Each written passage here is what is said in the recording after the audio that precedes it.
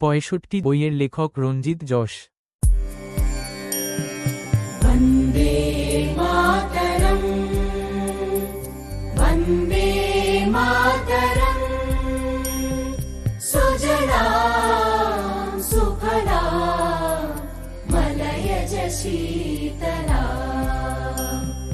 सस्यश्यामलां मातरम् वन्दे मातरम् शुभ्रज्योत्स्ना। আজ এই চ্যানেলের মাধ্যমে যা ব্যক্ত করব তা অতি হৃদয়স্পর্শী।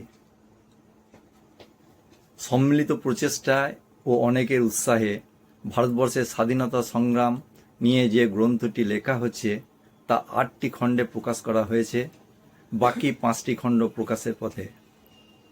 বাংলা ভাষায় বর্ণিত বইগুলি আরও 3টি ভাষায় অনুবাদ করে প্রকাশ করা হচ্ছে। বাংলায় মুক্তির রণাঙ্গনে, হিন্দিতে দেশ এক মন্দির, ইংরাজিতে এটার্নাল ইন্ডিয়া, উড়িয়াতে ভারত দেশ এক মন্দিরও।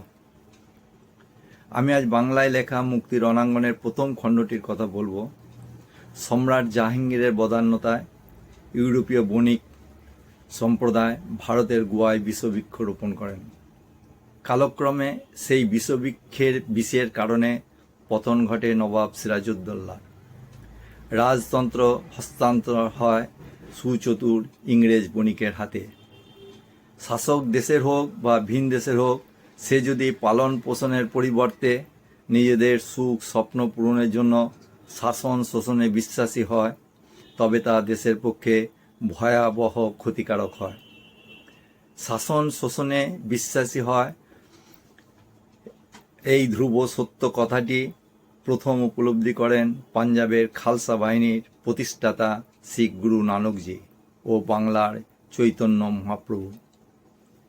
পরবর্তীকালে রাজস্থানের মহারানা প্রতাপাদিত্য, মহারাষ্ট্রের শিবাজী মহারাজা ও বাংলায় রাজা প্রতাপাদিত্য এই সত্য ঘটনাটি উপলব্ধি করে ভারতবর্ষের সভ্যতা ও সংস্কৃতি রক্ষার জন্য বিদেশি শক্তির বিরুদ্ধে ক্রমাগত যুদ্ধে লিপ্ত থাকেন।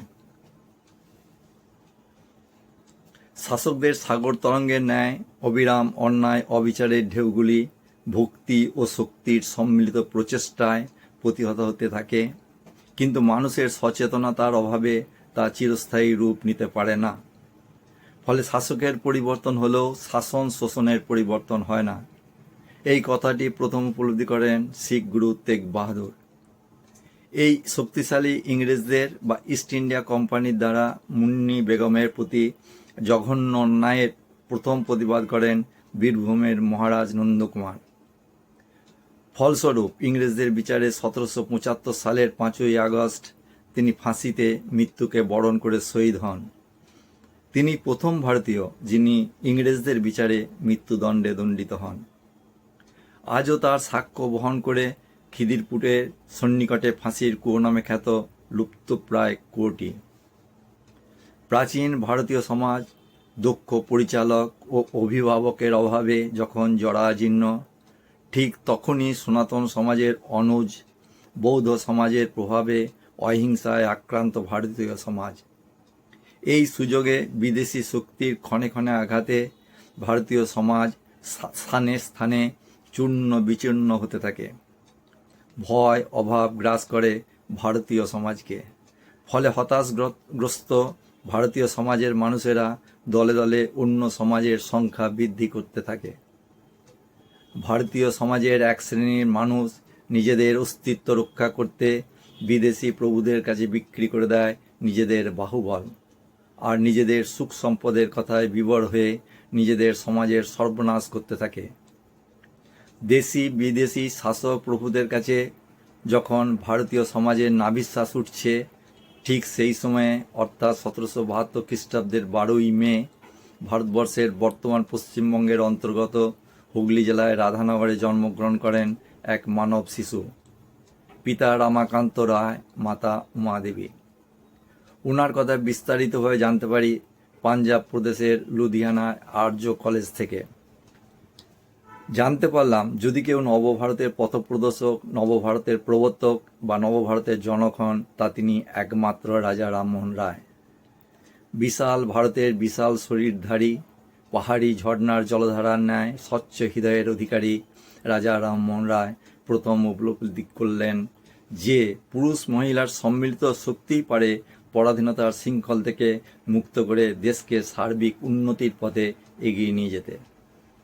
তাই যখন সমাজে নরপিশাচরা প্রকৃতির সৃষ্টিকে অবজ্ঞা করে ভারতীয় সভ্যতার ধ্বংসলীলায় উন্মত্ত, তখন তিনি মহিলাদের রক্ষার্থে ও সমাজকে শক্তিশালী করতে একলা চলো নীতিতে বিশ্বাস হয়ে ঘোর তমসাচ্ছন্ন বিপদসংকুল পথে অগ্রসর হলেন।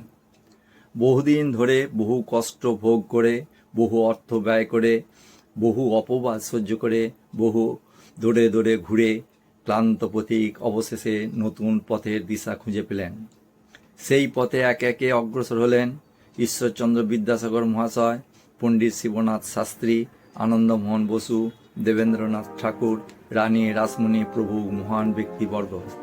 সম্মিলিত প্রচেষ্টায় কুসংস্কারের বিষাক্ত জালকে ছিন্ন ভিন্ন করে মহিলারা পুরুষদের সাথে মিলিত হয়ে সমাজের মূল স্রোতে ফিরে এল। সমৃদ্ধ হল ভারতীয় সমাজ। সুশিক্ষা শিক্ষিত সমাজে পুরুষ মহিলাদের চলার পথে বাধা হয়ে দাঁড়ালো পরাধীনতার পাহাড়। তারা উপলব্ধি করলেন যে আমরা পরাধীন। বন্দে মাতরম। জয় হিন্দ।